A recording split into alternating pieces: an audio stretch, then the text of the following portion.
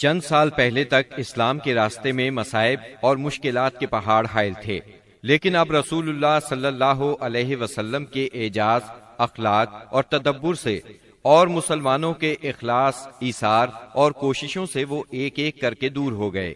اب اسلام کی ترقی کی راہ میں بس دو ہی رکاوٹیں رہ گئی تھیں، ایک مکہ کے مشرک، دوسرے خیبر کے یہودی۔ مکے کے مشرکوں سے آپ یہ چاہتے تھے کہ وہ اسلام کی تحریک کو امن و امان سے آگے بڑھنے دیں، اور جو لوگ خوشی سے اسلام کے حلقے میں آنا چاہیں انہیں یہ موقع دیا جائے۔ مکہ معظمہ میں غریب اور کمزور مسلمان عورتوں، بچوں اور بے بس مسلمان مردوں کو جو نظر بند کر رکھا ہے انہیں مدینہ منورہ آنے دیا جائے۔ مسلمانوں کو مکہ آنے جانے اور خانہ کعبہ کے طواف اور حج کی آزادی مل جائے۔ دوسری طرف رسول اللہ صلی اللہ علیہ وسلم خیبر کے یہود سے صرف یہ چاہتے تھے کہ وہ اسلام کی طاقت کو تسلیم کر لیں۔ یہ دونوں رکاوٹیں اس سال کے دوران صلح حدیبیہ اور یہود کے مکمل خاتمے سے دور ہو گئیں۔ مہاجرین کو مکہ معظمہ چھوڑے قریباً 6 سال بیت چکے تھے۔ کچھ لوگ کعبے کی زیارت کو بہت ترس رہے تھے اور کچھ اپنے رشتہ داروں سے ملنے کے لیے بے چین تھے۔ دونوں جذبے فطری تھے۔ ہجرت کے مقدس فریضے نے اس فطری جذبے کو دبا دیا تھا۔ ہجرت کے 6 سال مدینہ منورہ میں رسول اللہ صلی اللہ علیہ وسلم کو خواب دکھلایا گیا کہ آپ اور آپ کے صحابہ امن کے ساتھ مسجد حرام میں داخل ہوئے۔ آپ نے خانہ کعبہ کی کنجی لی اور صحابہ کرام سمیت بیت اللہ کا طواف اور عمرہ کیا۔ پھر کچھ لوگوں نے سروں کو منڈوایا اور کچھ نے قصر کروایا۔ آپ نے صحابہ کرام رضی اللہ عنہم کو اس خواب کی اطلاع دی اور یہ بتلایا کہ آپ عمرہ ادا فرمائیں گے، لہٰذا صحابہ کرام بھی سفر کے لیے تیار ہو گئے۔ آپ نے مدینہ کے گرد و پیش کی آبادیوں میں بھی روانگی کا اعلان فرما دیا، لیکن انہوں نے چلنے میں دیر کر دی۔ رسول اللہ صلی اللہ علیہ وسلم پیر کے روز یکم ذی قعد 6 ہجری کو 1400 مہاجرین و انصار کے ساتھ مدینہ منورہ سے روانہ ہوئے اور اپنے ساتھ قربانی کے جانور بھی لیے تاکہ لوگ جان لیں کہ آپ جنگ کے لیے نہیں عمرے کے لیے جا رہے ہیں۔ ذوالحلیفہ پہنچ کر جانوروں کو قلادے پہنائے گئے، ان کی کوہانے چیر کر نشان بنایا اور عمرے کا احرام باندھا۔ نبی صلی اللہ علیہ وسلم نے سفر جاری رکھا۔ عسفان پہنچے تو آپ کو اطلاع دی گئی کہ قریش مسلمانوں کو بیت اللہ سے روکنے اور جنگ کرنے کا تہیہ کیے بیٹھے ہیں۔ انہوں نے ذی طوا میں پڑاؤ ڈال رکھا ہے اور خالد بن ولید کو 200 سواروں کے ساتھ عسفان کے قریب قراء الغمیم بھیج دیا ہے تاکہ وہ مکہ آنے والا راستہ بند رکھیں۔ نیز اپنی مدد کے لیے حلیف قبائل کو بھی جمع کر لیا ہے۔ اس پر رسول اللہ صلی اللہ علیہ وسلم نے صحابہ کرام سے مشورہ کیا کہ کیا کریں۔ یہ حلیف قبائل جو جمع ہوئے ہیں ان کے گھروں پر ہلہ بول دیں یا سیدھے بیت اللہ کا قصد کریں اور جو روکے اس سے لڑیں۔ سیدنا ابو بکر صدیق رضی اللہ عنہ نے کہا، ہم عمرہ کرنے آئے ہیں، لڑنے نہیں، لہٰذا جو ہمارے اور بیت اللہ کے درمیان رکاوٹ بنے گا ہم اس سے لڑیں گے۔ رسول اللہ صلی اللہ علیہ وسلم نے اس رائے کو پسند فرمایا۔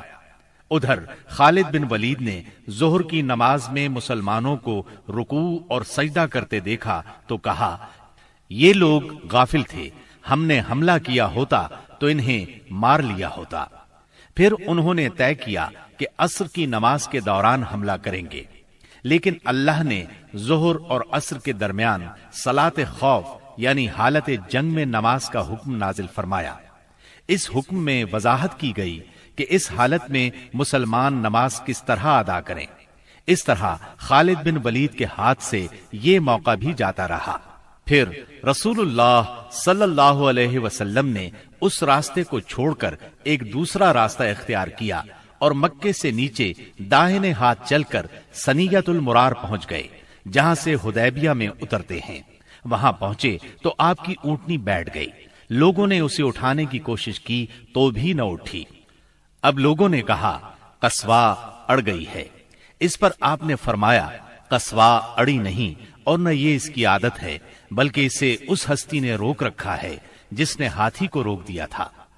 پھر آپ نے فرمایا، اللہ کی قسم، یہ لوگ مجھ سے کسی بھی ایسے معاملے کا مطالبہ نہیں کریں گے جس میں اللہ کی حرمتوں کی تعظیم کر رہے ہوں، مگر میں اسے ضرور تسلیم کر لوں گا۔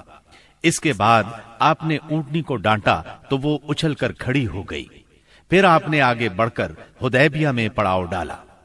اس کے بعد بدیل بن ورقہ خزائی خزاعہ کی ایک جماعت کے ساتھ آیا۔ یہ لوگ رسول اللہ صلی اللہ علیہ وسلم کے خیر خواہ تھے۔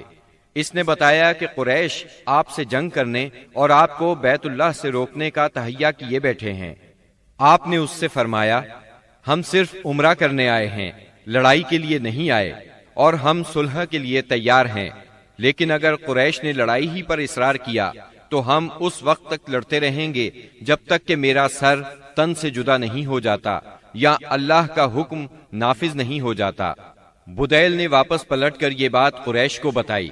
انہوں نے مکرز بن حفص کو بھیجا۔ آپ نے اس سے بھی وہی بات کہی جو بدیل سے کہی تھی۔ اس کے بعد قریش نے حلیف قبائل کے سردار حلیس بن علقمہ کو بھیجا۔ جب وہ نمودار ہوئے تو رسول اللہ صلی اللہ علیہ وسلم نے فرمایا، یہ شخص ایسی قوم سے تعلق رکھتا ہے جو قربانی کے جانوروں کا بہت احترام کرتی ہے، لہٰذا جانوروں کو کھڑا کر دو۔ صحابہ کرام نے جانوروں کو کھڑا کر دیا اور خود بھی لبیک پکارتے ہوئے اس کا استقبال کیا۔ اس نے یہ حالت دیکھی تو کہا، سبحان اللہ، ان لوگوں کو بیت اللہ سے روکنا ہرگز مناسب نہیں۔ بھلا یہ کیا کہ لخم، جزام اور حمیر کے لوگ تو حج کریں اور عبد المطلب کا بیٹا بیت اللہ سے روک دیا جائے۔ بیت اللہ کے رب کی قسم، قریش برباد ہوئے، یہ لوگ عمرہ کرنے آئے ہیں۔ قریش نے یہ بات سنی تو کہا، بیٹھ جاؤ، تم عرابی ہو، تمہیں چال بازیوں کا علم نہیں۔ اس کے بعد قریش نے عروہ بن مسعود ثقفی کو بھیجا۔ اس نے آ کر بات کی۔ رسول اللہ صلی اللہ علیہ وسلم نے اس سے بھی وہی کہا جو بدیل سے کہا تھا۔ اس نے دربار نبوت کی کیفیت دیکھی تو دنگ رہ گیا۔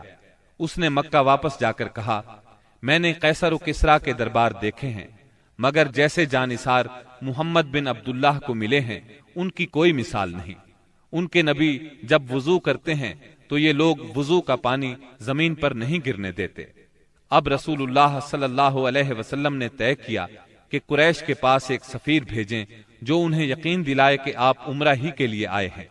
چنانچہ آپ نے سیدنا عثمان بن عفان رضی اللہ عنہ کو روانہ فرمایا اور انہیں یہ حکم بھی دیا کہ وہ مکہ کے کمزور مومن مردوں اور عورتوں کے پاس جا کر انہیں قریب ہی فتح کی بشارت سنائیں اور یہ بتلا دیں کہ اللہ تعالی اپنے دین کو مکہ میں ظاہر اور غالب کرنے والا ہے، یہاں تک کہ کسی کو ایمان چھپانے کی ضرورت نہیں ہوگی۔ سیدنا عثمان رضی اللہ عنہ ابان بن سعید اموی کی پناہ میں مکہ معظمہ کے اندر داخل ہوئے اور پیغام پہنچایا۔ قریش نے سیدنا عثمان کو پیشکش کی کہ بیت اللہ کا طواف کر لیں۔ اس پر سیدنا عثمان رضی اللہ عنہ نے فرمایا، یہ کیسے ممکن ہے کہ رسول اللہ صلی اللہ علیہ وسلم کو تو بیت اللہ سے روک دیا جائے اور عثمان طواف کرے۔ پھر انہوں نے سیدنا عثمان رضی اللہ عنہ کو روک لیا۔ غالباً وہ چاہتے تھے کہ آپس میں مشورہ کر لیں، پھر جواب سمیت انہیں رخصت کریں، لیکن ان کے واپس پہنچنے میں دیر ہوئی تو مسلمانوں میں یہ افواہ پھیل گئی کہ انہیں قتل کر دیا گیا ہے۔ چونکہ قاصد کے قتل کا مطلب اعلان جنگ ہے، اس لیے رسول اللہ صلی اللہ علیہ وسلم نے فرمایا، ہم اس جگہ سے ٹل نہیں سکتے یہاں تک کہ ان لوگوں سے مارکہ آرائی نہ کر لیں۔ پھر آپ نے ایک درخت کے نیچے 1400 صحابہ کرام سے بیعت لی۔ صحابہ نے بڑی گرمجوشی کے ساتھ موت پر اور میدان سے نہ بھاگنے پر بیعت کی۔ اس موقع پر رسول اللہ صلی اللہ علیہ وسلم نے اپنا ایک ہاتھ دوسرے ہاتھ سے پکڑ کر فرمایا، یہ عثمان کا ہاتھ ہے۔ لیکن جب بیعت مکمل ہو چکی تو سیدنا عثمان رضی اللہ عنہ بھی آ گئے۔ اللہ نے اس بیعت کی فضیلت میں سورۃ الفتح کی آیت 18 نازل فرمائی۔ لقد رضي الله عن المؤمنين إذ يبايعونك تحت الشجرة یقیناً اللہ مومنین سے راضی ہوا جب وہ آپ سے درخت کے نیچے بیعت کر رہے تھے، اور یہیں سے اس کا نام بیعت رضوان مشہور ہوا۔ قریش نے اس بیعت کا حال سنا تو ان پر بڑا زبردست روب طاری ہوا اور انہوں نے صلح کرنے کے لیے سہیل بن عمرو کو بھیجا۔ سہیل بن عمرو نے لمبی گفتگو کی۔ آخر کار یہ شرائط طے ہوئیں۔ نمبر 1، رسول اللہ صلی اللہ علیہ وسلم اس سال مکے میں داخل ہوئے بغیر لوٹ جائیں گے، اگلے سال مکے آئیں گے اور 3 روز قیام کریں گے۔ ان کے ساتھ کوئی ہتھیار نہیں ہوگا، صرف تلواریں ہوں گی، وہ بھی میان کے اندر۔ نمبر 2، فریقین میں 10 سال کے لیے جنگ بند رہے گی۔ نمبر 3، جو شخص محمد صلی اللہ علیہ وسلم کے عہد میں داخل ہونا چاہے داخل ہو سکتا ہے، اور جو قریش کے عہد میں داخل ہونا چاہے داخل ہو سکتا ہے۔ نمبر 4، قریش کا جو آدمی مسلمانوں کی پناہ میں جائے گا مسلمان اسے قریش کے حوالے کر دیں گے، لیکن مسلمانوں کا جو آدمی قریش کی پناہ میں آئے گا قریش اسے واپس نہیں کریں گے۔ نمبر 5، اس کے بعد آپ نے سیدنا علی رضی اللہ عنہ کو بلایا اور املا کرائی کہ لکھو بسم اللہ الرحمن الرحیم۔ اس پر سہیل بن عمرو نے کہا ہم نہیں جانتے کہ رحمان کیا ہے، آپ بسمک اللہم لکھیں۔ رسول اللہ صلی اللہ علیہ وسلم نے انہیں یہی لکھنے کا حکم فرمایا۔ پھر آپ نے املا لکھوائی، یہ وہ بات ہے جس پر محمد رسول اللہ نے مصالحت کی ہے۔ اس پر سہیل نے کہا اگر ہم جانتے کہ آپ اللہ کے رسول ہیں تو آپ کو پھر ہم نہ تو بیت اللہ سے روکتے اور نہ آپ سے جنگ کرتے، لہٰذا آپ محمد بن عبداللہ لکھوائیں۔ آپ نے فرمایا میں اللہ کا رسول ہوں اگرچہ تم جھٹلاؤ۔ پھر آپ نے سیدنا علی رضی اللہ عنہ کو حکم فرمایا لفظ رسول اللہ کو مٹا کر محمد بن عبداللہ لکھیں۔ سیدنا علی رضی اللہ عنہ نے مٹانا گوارا نہ کیا، اس لیے نبی کریم صلی اللہ علیہ وسلم نے خود اپنے دست مبارک سے مٹایا۔ پھر پوری دستاویز کے 2 نسخے لکھے گئے، ایک نسخہ قریش کے لیے، دوسرا مسلمانوں کے لیے۔